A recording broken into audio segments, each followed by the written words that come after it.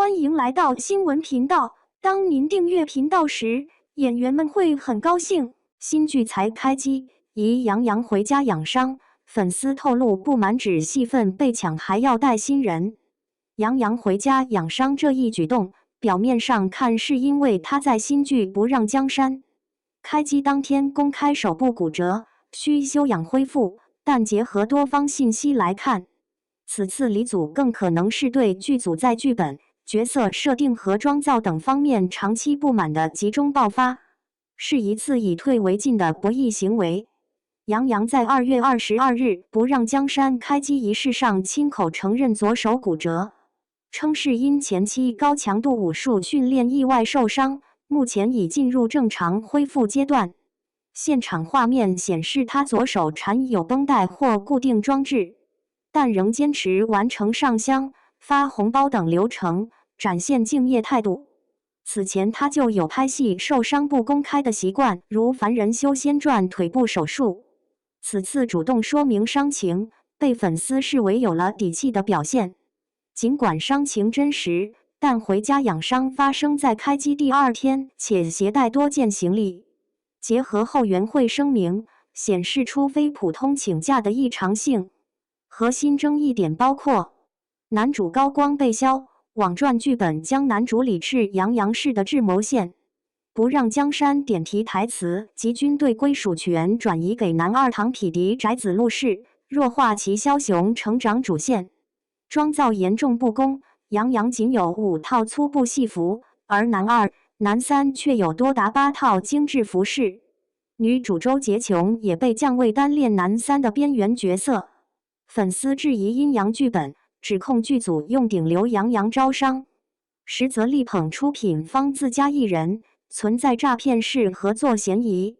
2月23日，杨洋官方后援会发布强硬声明，直指多次沟通无果，并喊话：哥是逆鳞，谁伤害到哥，我们也会发疯的。后援会随即宣布停止对《不让江山》的一切宣传支持，形成对剧组的实质性施压。粉丝认为，杨洋此次公开伤情，默许维权，是一种用身体代价换取话语权的策略性回应。不让江山是腾讯视频 S+ 级古装权谋剧，投资追加30%用于升级服化道，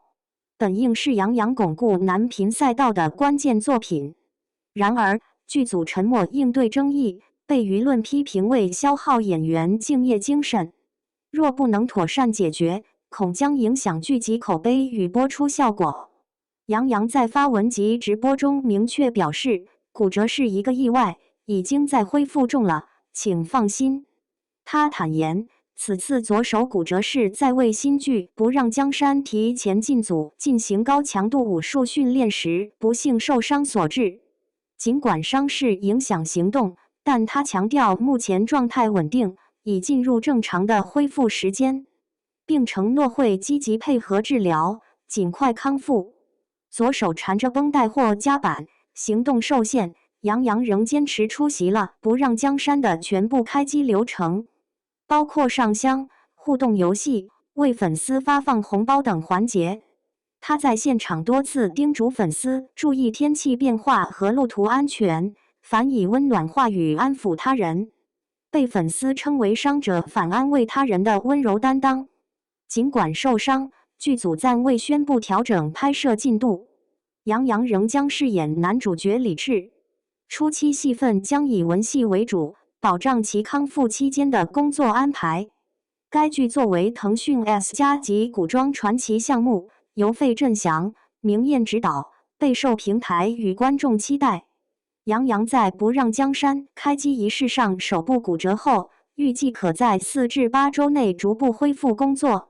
初期以文戏为主，若恢复顺利，8至12周后可全面投入包括武戏在内的高强度拍摄。杨洋带伤开工，但剧组为保障其恢复，初期将优先安排文戏拍摄，